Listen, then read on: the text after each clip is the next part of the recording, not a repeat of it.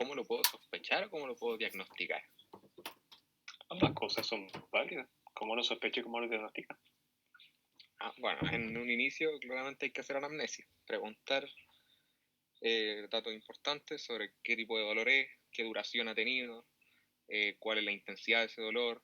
En estos casos si salía con reposo, porque estos no suelen aliviarse con reposo. Si ha tomado nitroglicerina sublingual, y si tiene otros síntomas, disnea, si lo vemos con diaforesis, palpitaciones, vómitos. Exacto. Exactamente, doctor. Exactamente, tal cual. En este caso entonces tenemos que valorar desde el punto de vista de anamnesis todos estos datos del dolor, caracterizar el dolor, así como caracterizamos la angina. En ese escenario de paciente simulado. Entonces sí, cuando uno aborda justamente un paciente con IAM, nos vienen con, digamos, la clásica descripción en la mayoría de los casos de angina, pero como dice el doctor Francisco, no alivia con el reposo. Se presenta en el reposo, el paciente ustedes lo van a ver que está sentado, que lo tienen en la camilla y que todavía sigue con ese dolor torácico, con esa disnea se la está presentando. Entonces, ustedes ven que no alivia.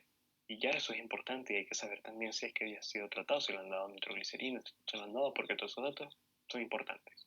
En resumidas cuentas, infarto agudo del miocardio es como una angina, pero con características más intensas. Dolor más intenso, opresivo, sí. Un dolor, incluso los pacientes lo definen como 9, incluso como 10. Un dolor muy, muy fuerte. La irradiación típica, pero recuerden, como hablamos también en su debido momento, este dolor cambia.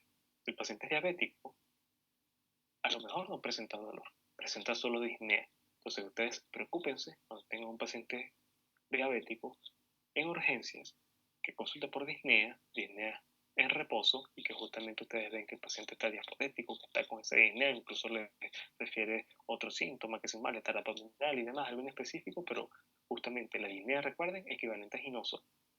El equivalente a ginoso, digamos, es el más típico. Entonces, tengan cuidado con estos pacientes así.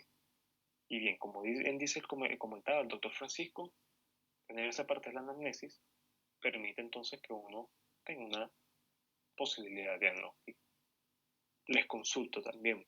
Si viene un paciente con un EVA 10 de 10 y justamente tiene un dolor torácico, le escribe un dolor torácico retroesternal, aparte de IAM, ¿qué otra cosa puede ser?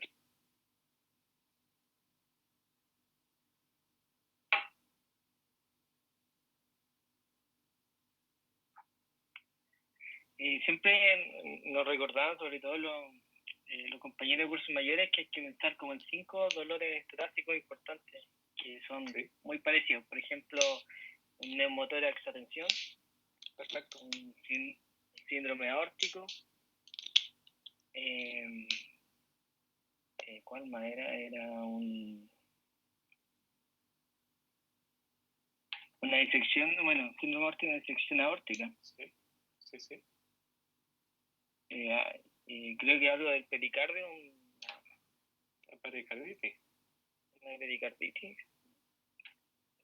Por ahí era, no me acuerdo el otro todo. No, está bien, doctor. Mire la lógica, pero está bien que usted justamente tenga una amplia gama de un abanico de posibilidades, porque justamente es lo que se quiere, hay que hacer diagnóstico diferencial. Pero fíjense que viene el paciente, imagínense ustedes, viene el paciente así, con estas características de angina, con un EVA 10 de 10, y es aquí donde quiero decirles, digamos, lo importante. Cuando ustedes se le presenten un paciente con esas características y le diga que es 10 de 10, un dolor muy, muy fuerte, tienen que hacer así, directamente, diagnóstico diferencial con un síndrome aórtico, como comentaba el doctor Fernando. Tienen que hacer diagnóstico diferencial con una disección aórtica, porque justamente se presenta con estas características clínicas. El tema es que en la intervención, como la fisiopatología obviamente no es la misma que la del IAM, nuestra intervención es completamente diferente. Entonces, por eso es que hay que hacer diagnóstico diferencial. Y al examen físico, hay un punto del abordaje físico que justamente permite que nosotros hagamos diagnóstico diferencial entre el IAM, entre la disección aórtica. ¿Conocen cuál sería? Hablando de los pulsos.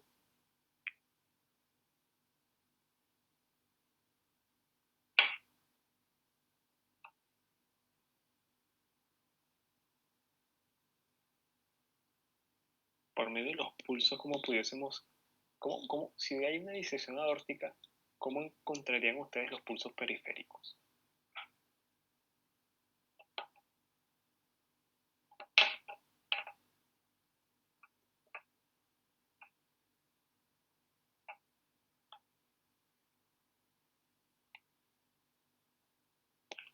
Como yo la dije, yo me hago cargo.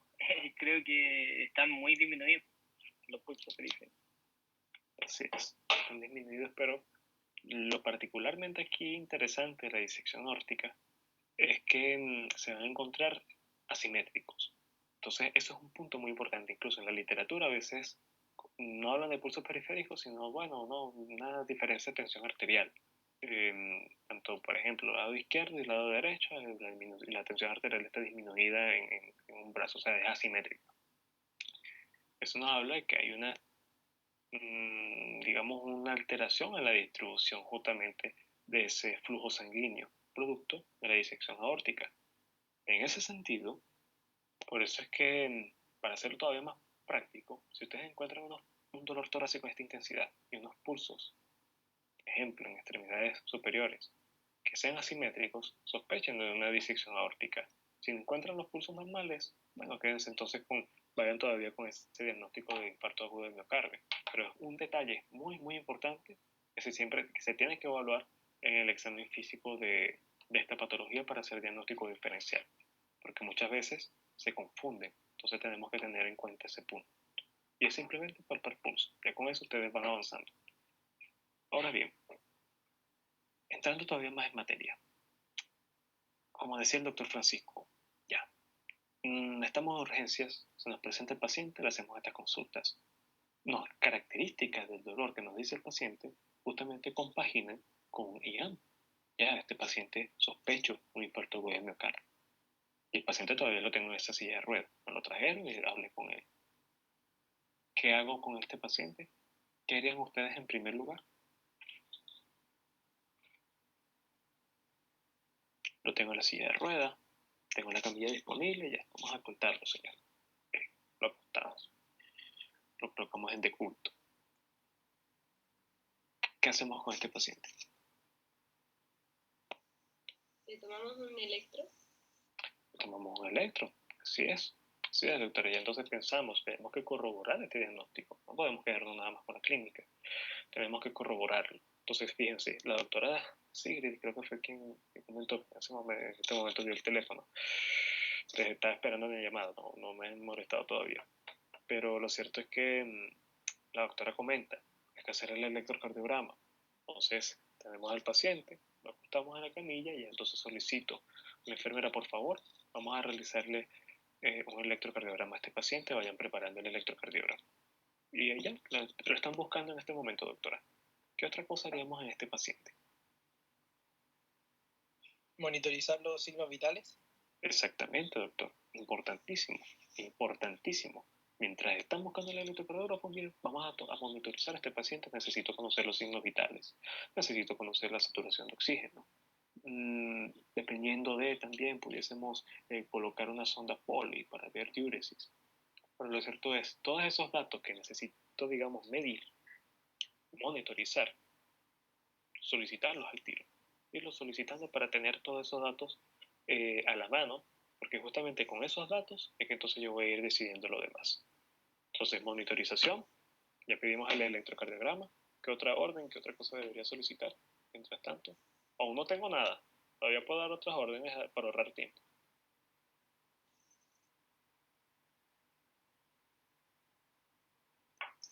Ustedes me dicen, el paciente está acostado, las enfermeras están tomando el electrocardiograma, nosotros estamos así esperando.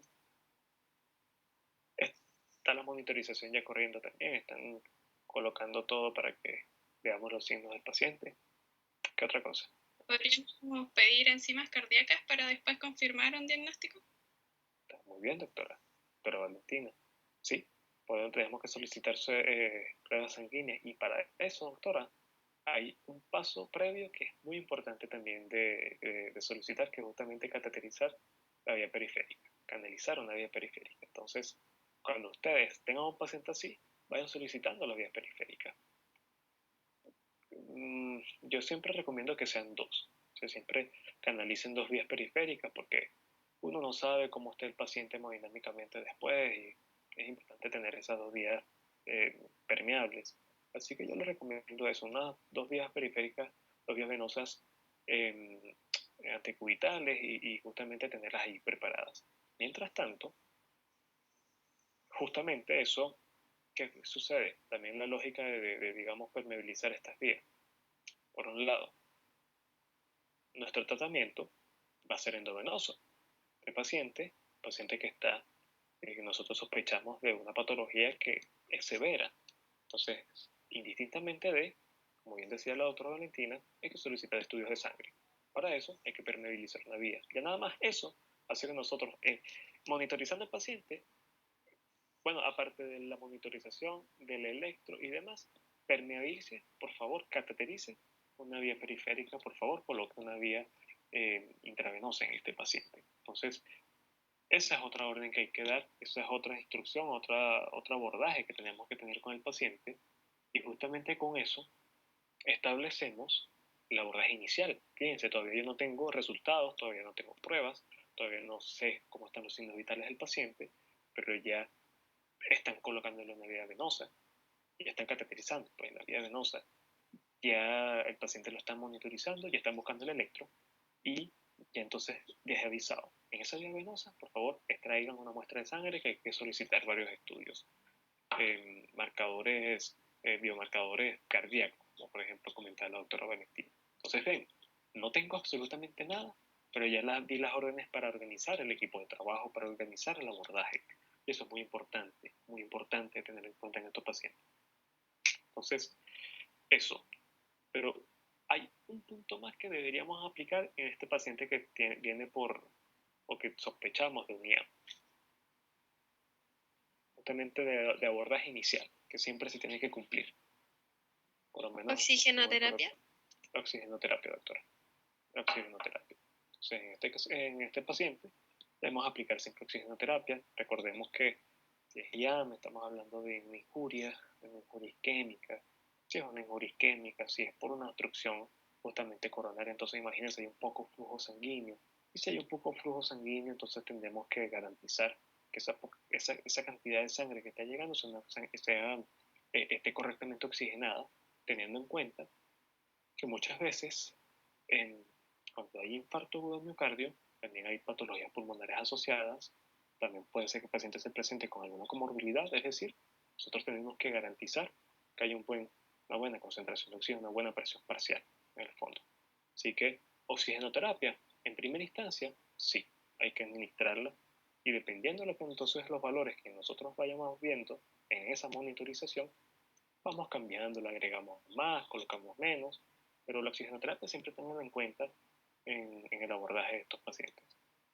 Entonces, bien, miren, no tenemos ningún tipo de respuesta todavía, pero ya dimos todas las órdenes y ahora, como médicos, no queda como esperando. Ya, vamos a ver qué encontramos en el electro, vamos a ver qué encontramos acá y según eso, vamos entonces dando indicaciones. Finalizada la fase 1 de este paciente.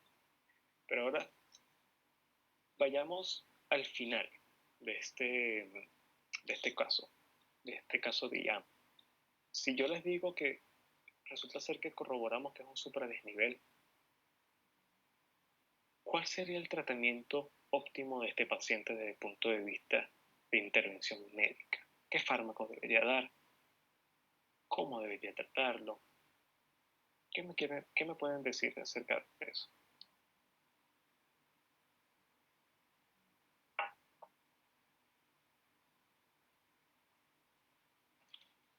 Según yo hay que dar 3 clases de medicamentos distintos, aparte de priorizar la reperfusión coronaria. Uno de los fármacos serían los antiagregantes, por lo general se da ácido acetilsalicílico. Los anticoagulantes, ahí hay que ver si es heparina o heparina no fraccionada, dependiendo del procedimiento que vamos a hacer, o si vamos a darle terapia fibrinolítica. ¿Sí? Y el tratamiento antiisquémico, por lo general nitroglicerina, pero podría ser morfina en caso de que no responda a nitroglicerina. Exacto, doctor. Bueno, en ese caso, sí, tiene razón en lo que usted dice, el tratamiento antiisquémico, la morfina, Y en ese sentido, y la nitroglicerina, y es que si la nitroglicerina tendría un efecto local en esas arterias coronarias, aparte disminuye la precarga, la poscarga la disminuye, la precarga también depende de la dosis que vayamos manejando, pero el tema es que desde el punto de vista de lo que está sucediendo, de la poscarga, de aliviar la carga de este corazón, porque este tejido miocárdico, al pensar en un soplo de desnivel del ST, tiene que tener una afectación transmural. Y si es transmural, entonces, imagínense, tenemos que hacer que metabólicamente hablando no necesite tanto oxígeno, porque si nosotros todavía le colocamos esa carga al corazón, entonces ese es como un círculo vicioso. Tiene que seguir bombeando sangre, tiene que gastar más energía, tiene que consumir más oxígeno, se daña más el tejido. Así que tenemos que disminuir la carga del corazón, tenemos que dar nitroglicerina para bajar esa poscarga, para aliviar ese ventrículo izquierdo, en este caso. Ahora bien, el doctor me comentaba nitroglicerina, bueno, y dando nitroglicerina y haciendo esto, justamente eso va a aliviar el dolor. Si los pacientes dicen después de la nitroglicerina, sienten un alivio justamente porque estamos ayudando ese corazón. Y por otro lado, está el tema de la morfina. Y la morfina es un opioide, la morfina es un analgésico, entonces en ese sentido también ayuda con el dolor y como tal también ayuda con respecto a la disnea, también tiene un efecto, como bien me comentaba el doctor, un efecto sistémico por ser opioide. Entonces en ese sentido sí lo que más ayuda de la morfina no es tanto ese efecto sistémico, sino ya la parte de regular, de sedar al paciente en cuanto a la ansiedad que presenta, porque es un paciente que viene con mucho dolor, un paciente que viene disneico, entonces en la mayoría de las ocasiones, entonces la morfina ayuda bastante.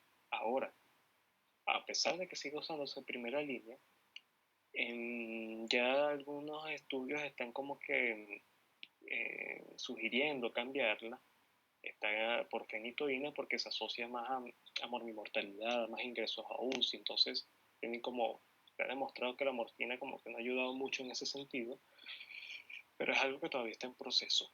Entonces, igual aquí en ese escenario vamos a utilizar morfina porque justamente el escenario va a responder es con la morfina y vamos a hacer este ejercicio. Pero la morfina siempre, por lo menos ya ahorita es que se está cambiando el tema de la fenitoína, pero igual se utiliza. Y en estos síndromes es importante usar, a no ser, entonces encontremos que el paciente tenga una afectación del ventrículo derecho, que el infarto justamente se haya extendido a una cara del lado derecho del corazón y en esa parte ya cambia completamente el esquema. Aumenta la precarga y realmente los efectos a nivel del corazón derecho pues estarían ya contraindicarían el uso de morfina en el fondo. Así que eso sería la morfina, utilizarla entonces cuando nosotros sabemos que no hay afectación del lado derecho del corazón. Pero bien, para entrar más en materia, porque de verdad este tema es bastante pesado, bastante largo, muy interesante, pero bastante largo y nosotros no tenemos mucho tiempo en estas sesiones, vamos entonces a ir comenzando, si les parece. El doctor Francisco me gustó mucho, clasificó entonces antiagregantes plaquetarios, hay que anticoagular al paciente, tratamiento isquémico.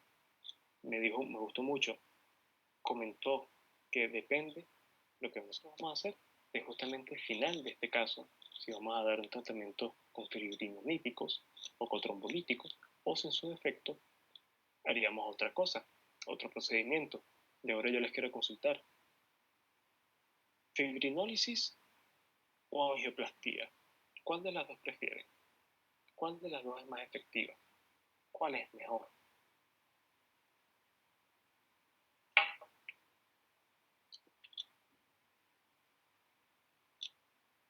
Es que depende del tiempo que lleva el paciente con el dolor.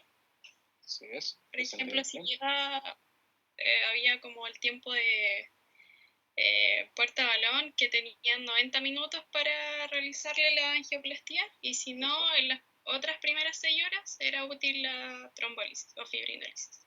7 puntos, doctor. 7 puntos. Así es. Y por eso es que ustedes en su urgencia, por eso que ustedes tienen que conocer su urgencia, por eso que ustedes tienen que conocer dónde están los fármacos, tienen que conocer todo absolutamente dónde estén, incluso saber si están en un CEFAM, pero tienen el hospital cerca, y ustedes pudiesen derivar a ese paciente y en 90 minutos, de ejemplo, que puedan hacerle la angioplastía, entonces cubrirían esa parte. Entonces, ¿qué les quiero decir con esto? Que justamente para saber qué es lo que van a hacer con este paciente, ustedes tienen que determinar con qué están contando, con qué cuentan en ese momento, si tienen un servicio de hemodinamia que esté disponible, justamente como comenta la doctora, si están en un hospital de alta complejidad, si bueno, tengo un paciente con IAM, en menos de 90 minutos tendré disponible el servicio de hemodinamia para que le realicen entonces este procedimiento a mi paciente. Si es así, lo vamos por esa vía. Si no es así, tenemos que entonces hacer tratamiento con trombólisis. ¿Y qué sucede?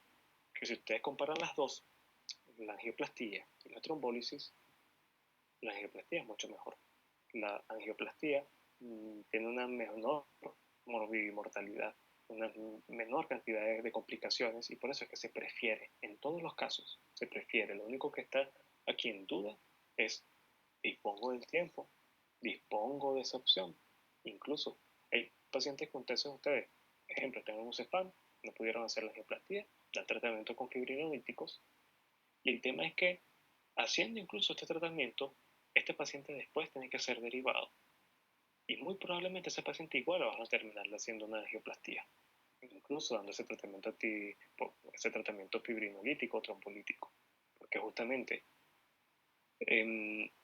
la fibrinólisis o la trombólisis sí, quitaría el trombo, quitaría esa obstrucción, pero en parte, completamente, ¿cómo pudieses? O sea, todavía no sabemos muy bien. Aparte, el stent que se coloca a través de este procedimiento permeabiliza al 100% la arteria en cuestión.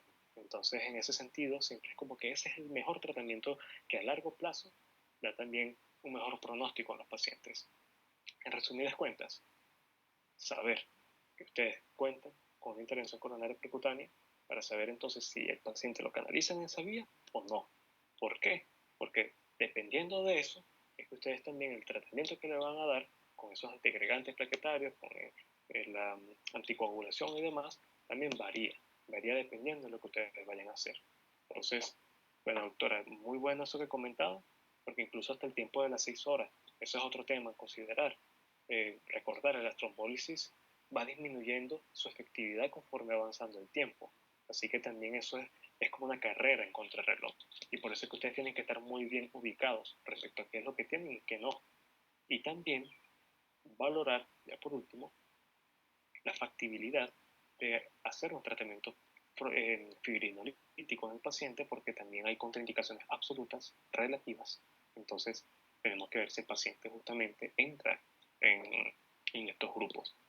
Y con todo y eso, hay que hacer también una relación riesgo-beneficio. No se crean, si es profundo abordar a estos nuevos pacientes con IAM, y lo que sucede es que son también muy frecuentes, así que lo que quiero decirles es que este caso lo vamos a ir resolviendo, y también se los voy a dejar liberados para que justamente ensayen, practiquen y hasta prueben con qué dosis o qué fármacos se pueden utilizar y vean la respuesta fisiológica del paciente, porque es importante manejar todo esto. Entonces, bien, en este paciente, para también ya proyectarles el caso, es un paciente en el cual estamos en un hospital de alta complejidad y tenemos un servicio de hemodinamia disponible. Entonces, ya sabiendo eso, vamos entonces a ir haciendo todas nuestras decisiones en base a eso, en que vamos a hacer una intervención cardíaca percutánea para resolver el problema de este paciente. Entonces, el tratamiento con fibrinólisis no es la prioridad, es lo que quiero que quede bien claro. Si nosotros tenemos este caso y en menos de 90 minutos tenemos hemodinamia disponible, no hay que pensarlo. Ese es el tratamiento que vamos a utilizar en el paciente. Y los fibrinolíticos ya no son prioridad. Entonces, voy a compartirles la pantalla, pero en esos casos, ojo, en esos casos cuando el tiempo portabalón es justamente menos de 90 minutos. Ustedes me dicen si pueden ver la pantalla. Sí, se ve. Bien, entonces fíjense, tenemos el informe del paciente, hombre de 65 años, hipertenso, fumador, diabético, tratado con hidroclorotiazida, milorida y metformina. Se queda el dolor de pecho con presión que se extiende hacia las dos extremidades superiores. Y ahí nos están dando características de este dolor. Y el dolor comenzó hace una hora. Asimismo presenta disnea, náuseas sin vómito ni sudor. Entonces, ese es el informe de nuestro paciente. Nosotros igual podemos hacerle consultas a nuestro paciente, pero en este caso, como lo hice con los otros grupos, cuando uno le consulta por el dolor, este paciente no refiere dolor, o sea, sí refiere dolor, pero no las características del dolor, sino que sencillamente tiene dolor en el pecho. Entonces, la caracterización en la anamnesis nos la dan aquí en el informe, así que es un detalle que tengan siempre en cuenta. El primer informe es muy importante ponerle atención para saber entonces qué es lo que tiene el paciente y ya entonces comenzar a orientarnos en cuanto a nuestra intervención, nuestro abordaje. Así que esperemos que cargue un momento el escenario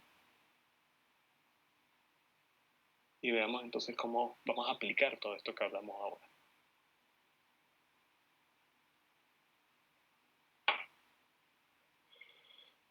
¿Pueden escuchar la respiración del paciente? Sí. Bien, tenemos entonces a nuestro paciente, comenzó el tiempo, cuenta regresiva, así que veamos el diálogo. Primera opción. Situación médica, ¿cómo se siente? Me duele mucho el pecho. El pecho del caballero. ¿Será que nos dice algo más? Sí, me duele el pecho. Nada más dice que le duele el pecho. Por eso les comentaba el tema de la irradiación que nada más se veía en el informe. Sí, tengo angina de pecho. Tiene angina de pecho, un problema de salud simultáneo. Sí, el médico me dijo que tengo que hacerlo. Pero que no tiene como que mucho sentido. Le estaba preguntando si era diabético. Entonces, ven, aquí hay una amplia gama de consultas que se pueden realizar, pero como estamos en un contexto de urgencias, tenemos que consultar lo más importante. Hablaba yo con el grupo pasado. Hay casos crónicos en los cuales la anamnesis es mucho más importante, como lo hacemos nosotros con pacientes simulados, que eran casos crónicos, no eran urgentes. Pero cuando estamos en urgencia, sí tenemos que hacer un examen más acotado, no podemos darle tanta prioridad al diálogo, sino a ciertas cosas puntuales que son las que me van a ayudar a estabilizar al paciente. Una vez que tenga el paciente estabilizado, es que entonces voy a proceder a hacer el resto de las consultas, porque mientras hago ese diálogo, el paciente se me puede descompensar. Entonces, lo primero aquí es, hice estas consultas y entonces le digo a la enfermera, vaya preparando entonces el electrocardiograma, el electrocardiógrafo, vaya monitorizando al paciente, vaya permeabilizando una vía endovenosa, consigamos oxígeno, por favor. Así que, en base a eso, tenemos que ir accionando. Y un detalle importante también de consultar, aparte de las características de dolor en este paciente, es saber si tiene alguna alergia. Porque si es alérgico a un medicamento, eso me va a cambiar justamente el abordaje que voy a hacer terapéutico. Y aparte, tengo un paciente que va a ir a una intervención cardíaca percutánea y por ende, si yo estoy sospechando IAM y sé que tengo la hemodinamia disponible, eso aplica otro contraste, hacer una geografía para poder hacer el procedimiento. Así que también hay que saber si es que el paciente es alérgico a algo para determinar si incluso hay alergia al contraste, al medio de contraste. Así que siempre en urgencias, no se les olvide por esto y por muchísimas otras razones, consultar si el paciente tiene alguna alergia, que puede ser que nos sorprenda en más de una ocasión. Entonces, situación médica, alergia. No. El paciente dice que no, así que vamos entonces a monitorizar al paciente. La enfermera está colocando todos estos signos. Medimos glicemia también. Fíjense, el paciente está saturando un 90%. Ya está ahí en la radio. Voy a colocarle oxígeno al paciente. Vamos a, ejemplo, colocar en una cánula nasal 2 litros por minuto. 1 minuto. Mientras tanto. Ahí está. Cánula nasal en su lugar. Bien, y el paciente tiene su cánula. Importante, monitorizamos al paciente, pedimos que catetericen una vía periférica, que está ahí de catéter periférico. Insertando Se la catéter. están colocando. ¿Y qué otra cosa? hablamos también, ya cubrimos el oxígeno, hablamos del electrocardiograma que había solicitado el doctor. Entonces, electrofisiología, en pruebas, el EKG. Solo un momento. Aquí está el ECG. Así que bien. Veamos qué aparece. Ya tenemos el electro. Y ustedes me dicen, ¿qué podemos encontrar en ese electro?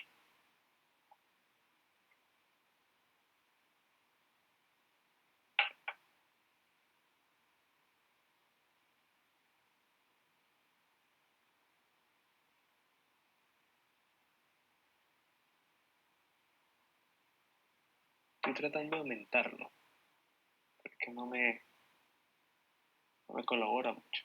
Ahí está. ¿Qué ven en ese electro?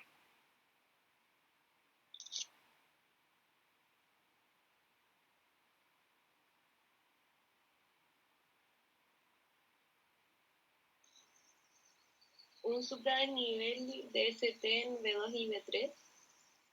B2 y B3. Bien. Así es, doctor.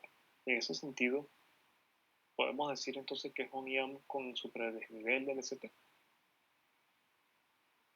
sea, con ese hallazgo que ustedes escriben.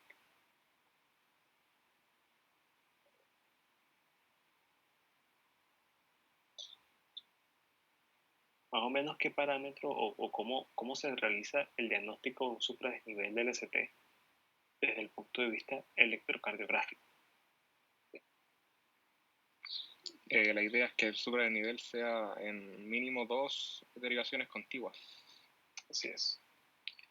Doctor, ¿y usted ve el mismo hallazgo? ¿Ve ese supradesnivel en B3 y B2? Sí, ¿y podría ser B1 también o no? Exacto, eso, doctor. También B1 y hasta B4 también se pudiese visualizar ese supradesnivel. Entonces, fíjense, de B1 a B4.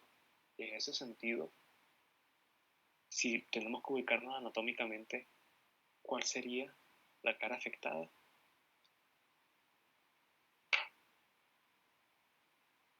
El corazón. En el septo y pared anterior. Así es, doctor. Así es. Estamos ante un IAM anteroseptal con un supradesnivel justamente en esa zona. Y bueno, justamente como son 4 derivaciones las afectadas, el mínimo son 2, y la elevación del segmento ST es mayor entonces a 1 milímetro, entonces sí, esto corresponde a un supradesnivel del ST y lo estamos diagnosticando con el electrocardiograma, así que efectivamente estamos ante un IAM con supradesnivel. Tenemos que mantenernos atentos, tenemos que vigilar a este paciente, tener bastante cuidado y entonces en este punto el tiempo es oro, el tiempo es miocardio para este paciente, así que tenemos que apurarnos, tenemos que entonces ir preparando todo para resolver el cuadro del paciente. Ahora bien, nosotros solicitamos todas estas pruebas, ya nos ubicamos, estamos dando oxígeno, les consulto, miren cómo está la saturación de oxígeno, disminuyó con todo y que coloqué esta cánula nasal. Entonces, ¿qué es lo que tengo que hacer yo ahora? Tengo que examinar al paciente. ¿Por qué? ¿Por qué esa saturación de oxígeno está disminuyendo? ¿Qué tipo de examen haría ustedes a nivel de examen físico? ¿A qué le darían prioridad?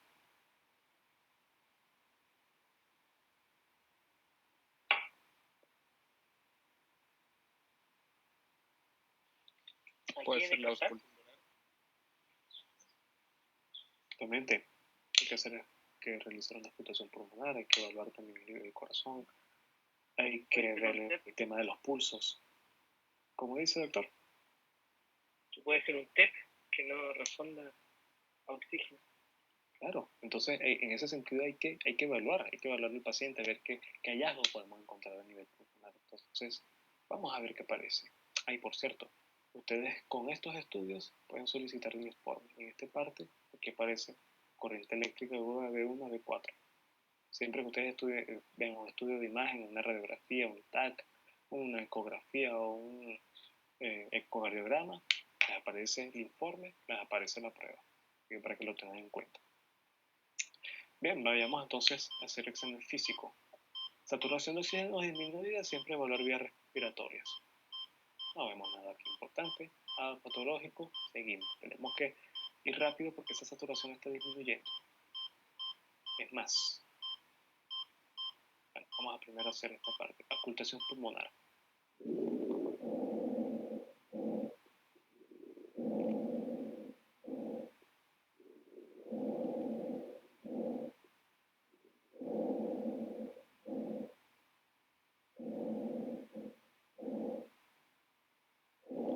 ¿Qué pueden escuchar? ¿Qué les llama la atención? ¿Qué les llama la atención de esa auscultación?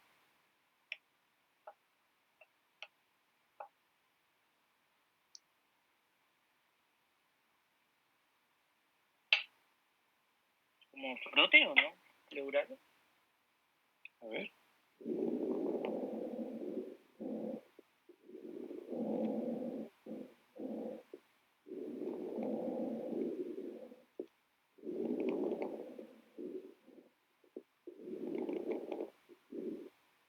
¿Qué tal?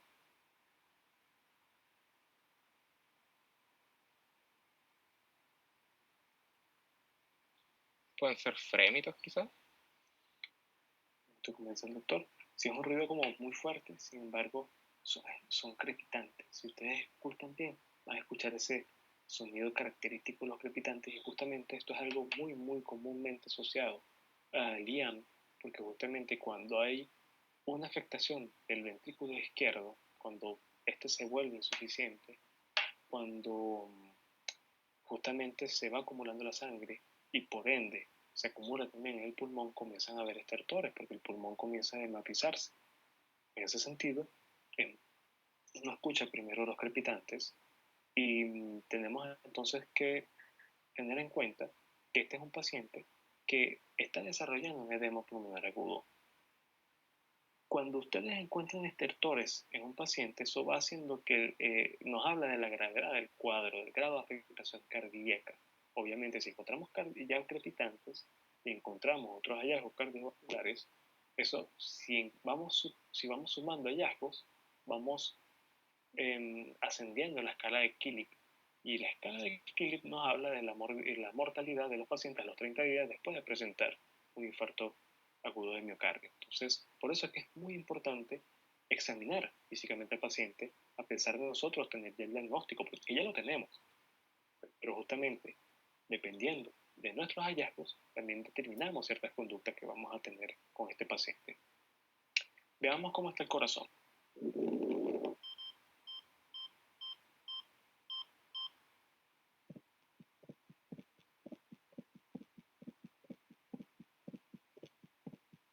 ¿Qué tal?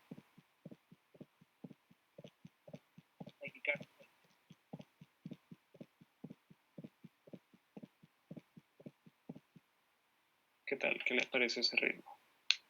O esos latidos. Taquicárdico, sí, ahí lo comentaba. Y cuando hay taquicardia, a veces el ritmo como se como galope.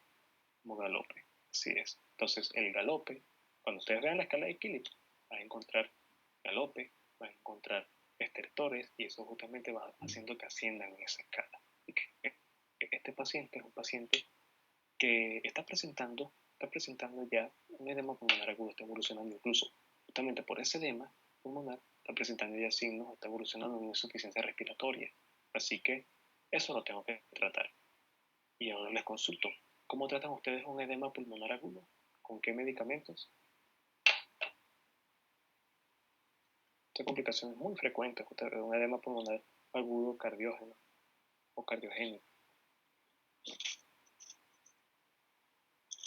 ¿Cómo lo tratarían? ¿Con qué medicamento tratarían este hallazgo?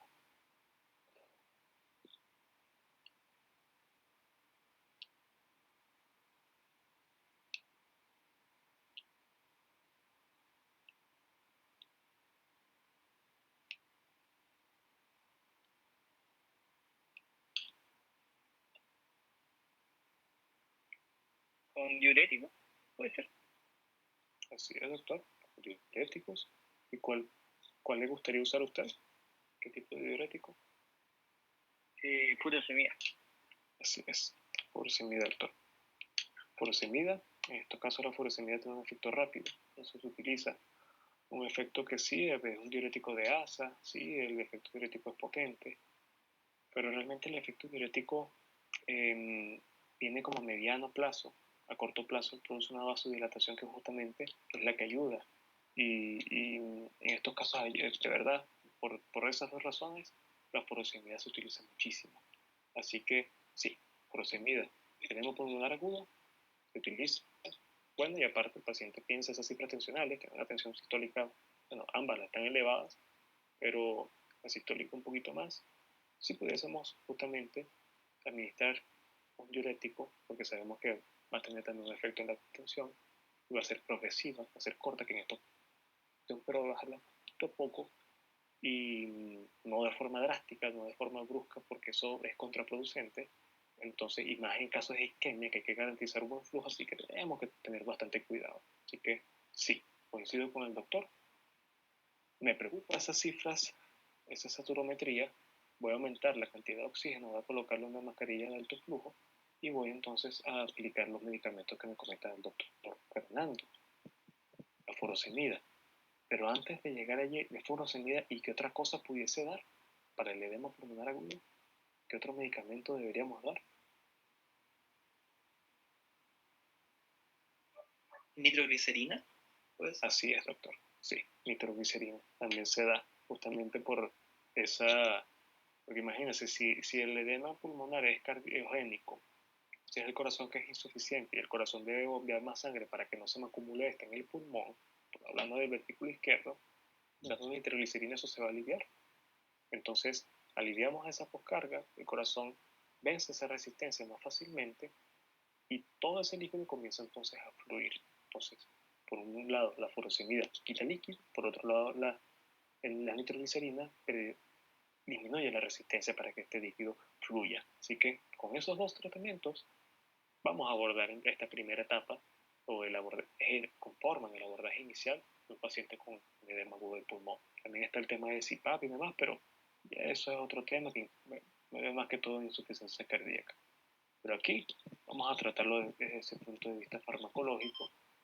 Y mientras, si me preocupa esa oxigenación del paciente, así que voy a colocar una máscara de alto flujo. Mascarilla de alto flujo en su lugar. Y vamos entonces a darle diuréticos, furosemida. Tenemos la vía permeable, normal que le pedimos a la enfermera que la colocara. Inyección entonces en bolo, endovenosa, unos 40 miligramos para comenzar. Y nitroglicerina. Aquí pasa algo particular. La nitroglicerina, o no, puede ser también isosorbide, nitrato de isosorbide, por ejemplo, es un principio. Imagínense que todavía no esté cateterizada la vía. Podemos entonces dar la vía oral, tendría más o menos el mismo efecto, pero siempre en IAM, ustedes van a encontrar en las guías que la vía número 1 para administrar este tipo de fármacos, vasodilatadores, el resto de fármacos también, es justamente la vía endovenosa. ¿Por qué? Porque con la endovenosa uno puede regular la cantidad de fármacos que uno le está dando. Si uno está usando vasodilatadores, nosotros no sabemos cómo va a responder a este paciente. Puede ser que disminuya la presión de una manera drástica, puede ser que no. Pero lo cierto es que si lo hacemos vía bomba de infusión, tenemos un mayor control de esa dosis respuesta que estamos generando en el paciente y por ende tenemos la vía venosa permeable, tenemos entonces nitroglicerina vía endovenosa. Así que es lo que vamos a hacer con este paciente. Entonces buscamos, fíjense este detalle. Estoy en medicamentos, me aparecen esta lista de 5, antihistamínico, hipertensivo, plaquetarios. Yo puedo decir, estos son los únicos que aparecen. Y no, hay una flecha. Esta flecha, si yo bajo, me aparecen más antipiréticos, hasta fluidos e iones, que serían las fluidoterapias. Si bajo un poquito más, hay otro tipo de fármaco. Entonces, siempre pendientes de que cuando estén en alguna categoría, en algún punto, pendientes de esas flechas, porque entonces así ven la cantidad de medicamentos y la cantidad de categorías que están en un punto en específico. Así que hablamos de vasodilatadores hasta el final de esta lista. Encontramos la nitroglicerina, vamos a dar una infusión, fíjense que está la oral, la sublingual, nosotros tenemos nuestra vía venosa, Entonces vamos a comenzar con 10 microgramos por minuto. Uno habitualmente comienza con 5 para evaluar cómo responde el paciente. En este caso me voy para ahorrar también tiempo directamente a los 10 microgramos, porque es la dosis que uno, claro, comienza con 5, si responde bien, lo puedes aumentar y esa sería para ya la dosis adecuada, unos 10 microgramos por minuto de nitroglicerina. Entonces ya por allí, por un lado estamos tratando el IAM con la nitroglicerina, también estamos aliviando el edema pulmonar agudo. Fíjense que yo también subí la cantidad de oxígeno que le estábamos administrando al paciente y ya la saturación está aumentando. Siempre importante corroborar siempre la monitorización del paciente. Va a ir cambiando conforme al tiempo. Entonces, bien, en ese punto estamos el edema pulmonar agudo, la saturación está aumentando, pero todavía no hemos tratado el IAM, así que vamos a comenzar a hacerlo. Antiagregantes plaquetarios. Habíamos hablado del ácido acetilsalicílico, ¿sí? Hay que administrarlo, vía oral. ¿Qué dosis deberíamos darle a este paciente de ácido acetilsalicílico?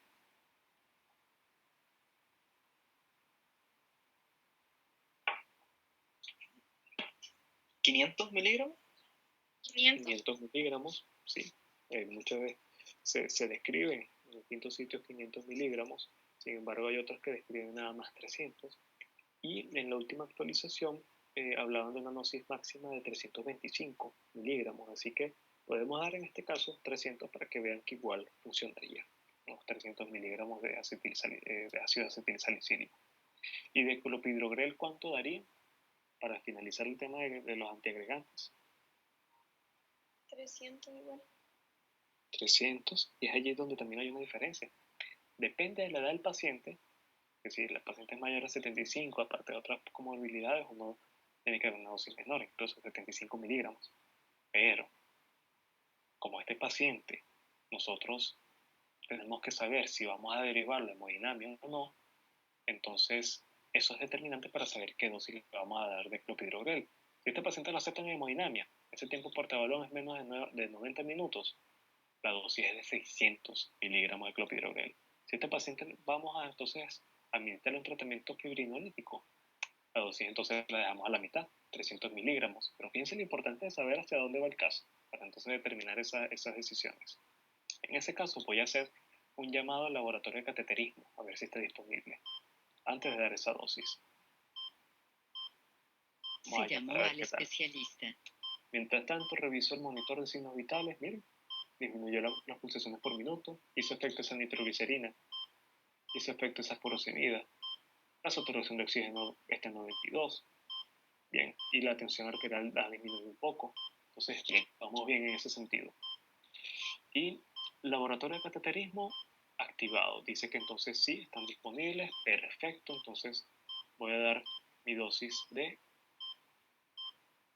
antiplaquetarios, ácido acetilsalicílico oral, 300 miligramos, a darle esa dosis, y con el clopidogrel vamos a dar 600 miligramos porque este paciente va para justamente hemodinamia.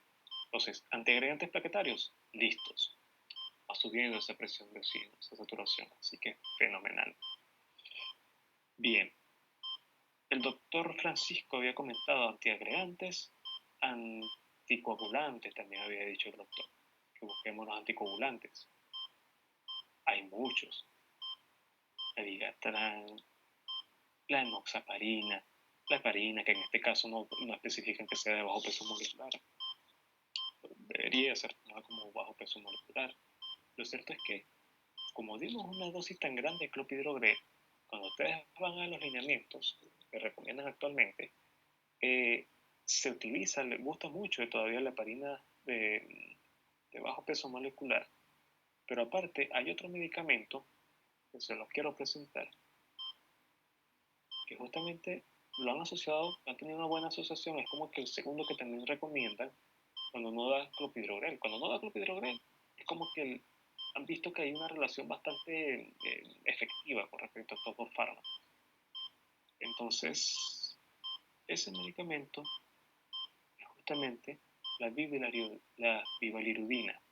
Y la bivalirudina, en este caso que la vamos a administrar vía endovenosa, y vamos a anticoagular al paciente con ella para que vean cómo se realiza. Primero, cuando uno anticoagula a un paciente hay que dar una dosis de bolo y una infusión intravenosa, es decir, vamos a tener que administrarla 2 veces. Entonces, coloco inyección endovenosa y en este caso corresponde a 0,75 miligramos por kilogramo de peso. Esa es la inyección de bolo, la bivalirudina.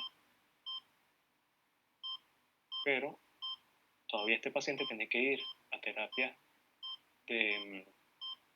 una terapia coronaria y por ende tenemos que mantener esa anticoagulación.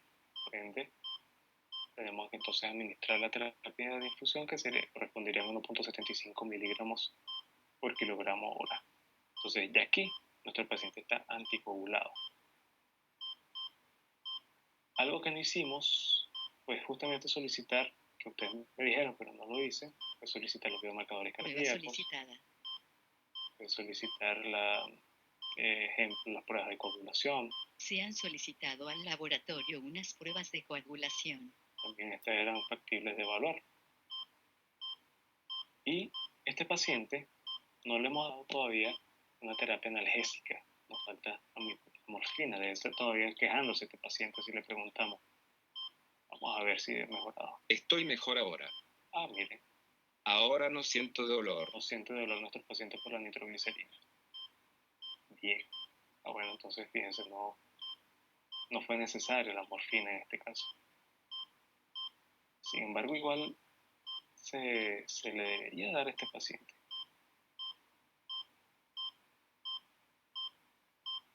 Sucede que nos demoramos al administrarla, pero fíjense que entonces están los biomarcadores cardíacos y en el otro examen ya vimos que el paciente estaba anticoagulado. De igual forma, para hacer el ejercicio, entonces aplicarle los 2 miligramos de morfina. Para cumplir con esa parte. Y tiene ya una saturación de oxígeno bastante aumentada, igual vamos entonces a disminuirla.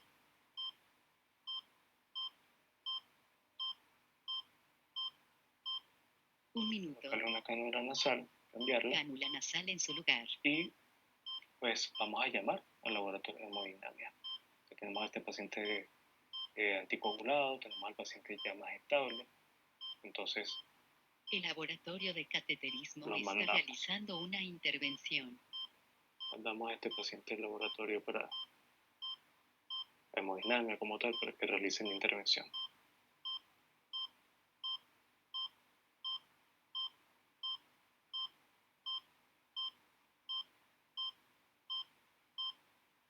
Ahí pues el programa nos dice que están realizando esta intervención y nos aparece un video justamente de cómo la realizaron. Se ve la angiografía, se ven las obstrucciones, presenta el paciente y el stent que colocaron posteriormente. Entonces vemos el informe y nos aparece que la intervención se realizó con éxito. Así que, perfecto. El paciente lo teníamos anticoagulado, teníamos estable, lograron realizar la reperfusión y el escenario, entonces, la simulación nos dice que cumplimos con los requisitos, cumplimos con todas las directrices. Así que esto es el final de un escenario, este es el final cuando no cumple todos los requerimientos. Voy a dejar de compartir un momento. Y bueno, y consultarles, ¿qué les pareció? ¿Qué les pareció ir resolviendo este caso? Le digo al doctor.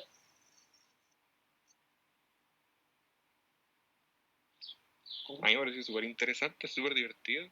Aparte de que tiene la atención real, de que está corriendo el tiempo, el paciente se puede morir acá, es súper interesante. Sí. Y tiene todos los datos, todo el manejo, los medicamentos, dosis, no es solamente poner el tipo de medicamentos. Está súper bueno. Exactamente, doctor. Y eso depende del grado de de complejidad que tenga el escenario, porque hay unos que son más sencillos, hay unos que nada más, por ejemplo, colocan anticoagulantes así del grupo, entonces uno lo coloca y ya, no aparecen dosis ni nada de eso, sino como que casos básicos para estar orientados. Pero era un caso avanzadísimo. Entonces aquí, bueno, si ustedes colocan hasta nada más oxígeno, bueno, aparecía hasta los litros, la cantidad que se debía colocar. Entonces, todo eso, pues, así es la vida real y justamente lo interesante que permite hacer este programa.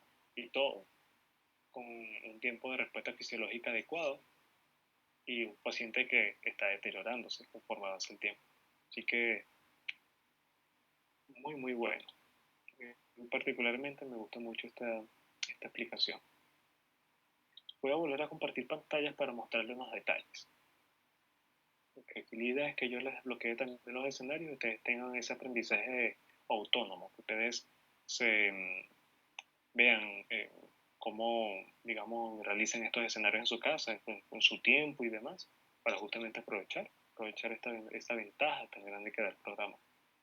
Y es que fíjense, este es el mismo escenario, pero yo les quiero demostrar que, por ejemplo, hablando de la intervención, las intervenciones no solamente son de como las vimos acá, que era pues si la había endovenosa y demás, sino que hay de todo. Miren, aquí encuentran el soporte de vida, si es que el paciente, entonces ahí sí hay ventilación mecánica, transfusiones en caso de una hemorragia, en caso de cardiorrespiratorio. Entonces, tienen muchas opciones en esta parte de intervención, incluso hasta posición del paciente.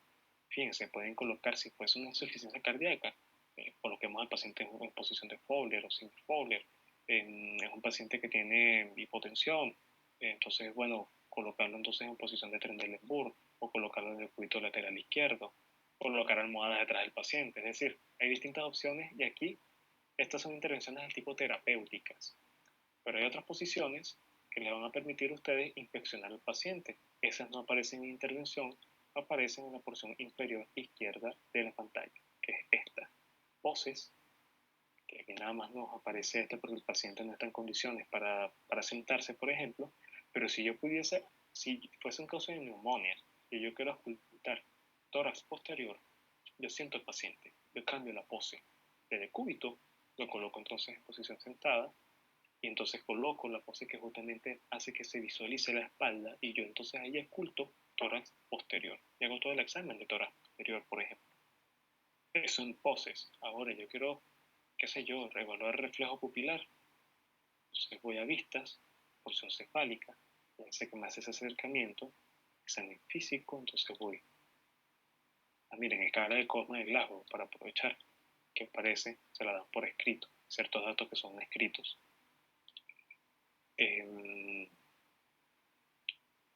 Habíamos hablado de reflejo pupilar, entonces aquí realizo el reflejo pupilar. El paciente no está queriendo colaborar. Ahí está, ya está colaborando. Entonces vuelvo reflejo pupilar, pero para eso, fíjense, tengo que cambiar la vista para poder verlo bien. Si yo quisiera evaluar, es un caso de politrauma y quiero evaluar las extremidades inferiores, coloco las extremidades inferiores y fíjense qué parece, y por la saturación de oxígeno disminuida que maneja nuestro paciente, está presentando ya una cianosis periférica, una cianosis distal. Entonces, fíjense que el paciente va deteriorándose. El paciente no le corrige esa saturación, va entonces entrando a una cianosis, incluso puede haber una peribucaria. Y sí, se nota un poco esa cianosis peribucal a nuestro paciente. Corregimos el oxígeno, pues entonces no aparece ese hallazgo, aparece entonces normocoloreado esta porción del paciente. ¿Y qué más?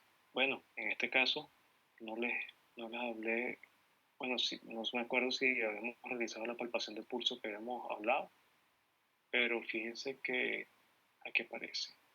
Si coloco palpación de pulso, voy punto por punto.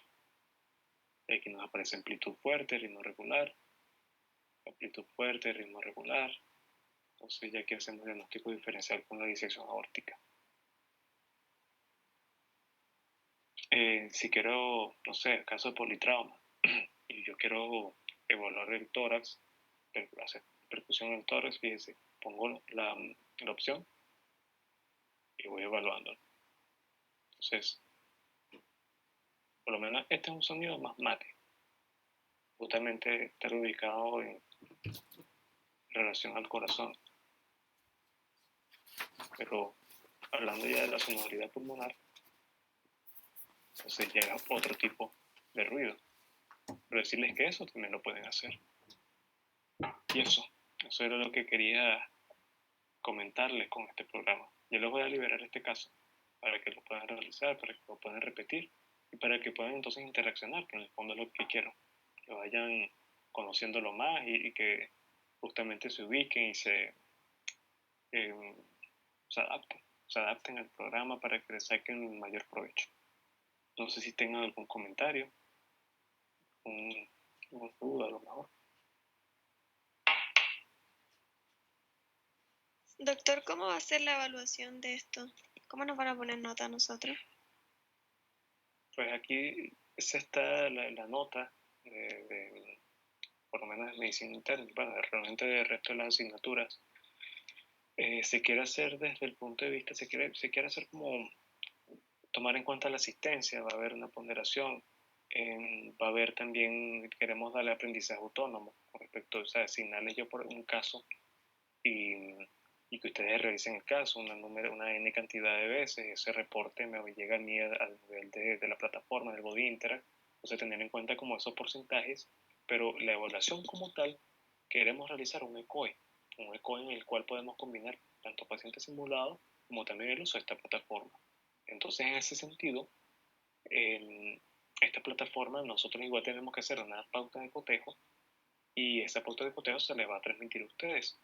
La idea también depende, tenemos que concretar ese detalle con el ECOE, pero puede ser que sea de dos maneras. Puede ser, si estamos al Body Interact, utilizando el Body Interact, que sí van a haber unos escenarios, eso seguro, hacerlo como que yo, como docente, les comparto la pantalla y ustedes van verbalizando qué es lo que quieren que yo haga. O puede ser también que hagamos que se desbloqueen los casos en un momento y que ustedes realicen un escenario que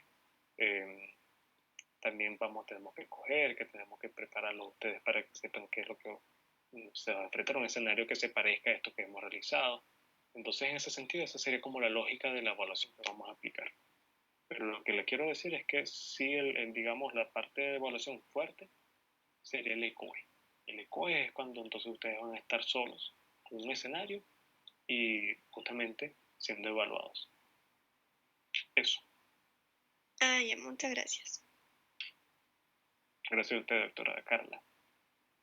¿Y qué más? ¿Alguna otra consulta que a lo mejor tengan por ahí? Doctor, ahora el caso que vimos recién está disponible para nosotros en la aplicación. Lo tengo que desbloquear.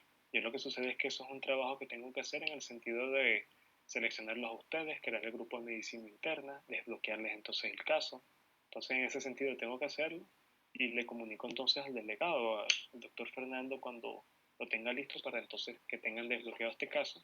Y también hasta desbloquearles los próximos, aquí tengo que hacer esa planificación, porque entonces se los puedo desbloquear antes para que ustedes lo realicen antes y después reunirnos para hablar entonces de cómo les fue. Eso también, esa es una técnica que usamos en urgencias y que les gustó bastante y podemos aplicarla acá. Yo sí quería mostrarles primero el programa antes de hacer esto otro. Así que eso, doctor. De igual forma, eso les aviso cuando esté desbloqueada. Aún no está desbloqueada, pero ya se los voy a desbloquear. Ya, súper. Gracias, doctor. Bien. Bien, eso. Entonces, ¿alguna otra duda, alguna otra consulta? Con respecto al escenario, a lo mejor, si les gustó, si les pareció, bueno, aquí el doctor Francisco comentaba que les había parecido entretenido. Entonces, bueno, me alegro que les haya gustado. A mí, doctor, me gustó, me pareció muy entretenido y aparte de conocimiento, obviamente hay que mecanizar algunas cosas, como usted en medicina, en la práctica, yo creo que mecaniza los procesos que hay que ir realizando. Sí. Y eso es lo que nos falta, sobre todo. Y ahora vamos de a poco. Exacto. No, y así es, doctor. Fíjese que una cosa es ver la teoría, otra cosa es estar en la práctica, porque en la práctica es como, bueno, ese consejo que les di, monitorizar al paciente, bien, pero no se periférica, fíjense el tiempo que ahorramos en eso. Entonces, incluso el tiempo que nos ahorramos en ese detalle me permitió como que, bueno, hablarles un poco más y como que dejar el paciente en espera y no se nos complicó. porque justamente estuvimos como rápidos en ese sentido. Y es lo que quiero que vean, y por eso es que quería mostrarles esto, porque ustedes están comenzando en medicina interna. Ya los estudiantes de urgencias ya tienen un camino un poco más recorrido. En este caso también se los presenté a ellos. Entonces, era eso. Si con ustedes quería hacer el escenario yo y guiarnos, porque justamente es como dice usted, doctor, como mecanizarlo, es verlo, es ver la lógica en esas decisiones y aplicar la teoría, pero muchas veces como que aplicar la teoría en lo práctico tiene algunos detalles bueno, que hay que, justamente con esta aplicación es que podemos verlo, porque en la vida real es así, de verdad se los digo, en la vida real uno priorizando este abordaje, fíjense que nos da bastante tiempo para accionar, así que es eso, y interesante que lo van a tener desbloqueado para que lo repitan varias veces, así que es una ventaja muy grande la que ustedes van a tener. Eso era lo que quería decirles, y pues podemos dar esta sesión por finalizada. Podemos finalizar esta sesión y comentarles que, bueno, voy a estar en comunicación entonces con Fernando respecto a las próximas sesiones y también a la evaluación, a la lista de cotejos que hay que compartirles, a todos esos detalles que tienen que quedar como bien delimitados. Así que estaré pendiente entonces, y por mi parte fue un gusto estar aquí con ustedes y escuchar que les gustó bastante la aplicación y esta sesión. Así que cuídense mucho, que estén muy bien. Igual, doctor, que esté Doctor, bien. muchas gracias. Chao, doctor, esté bien. Chao, doctor, gracias.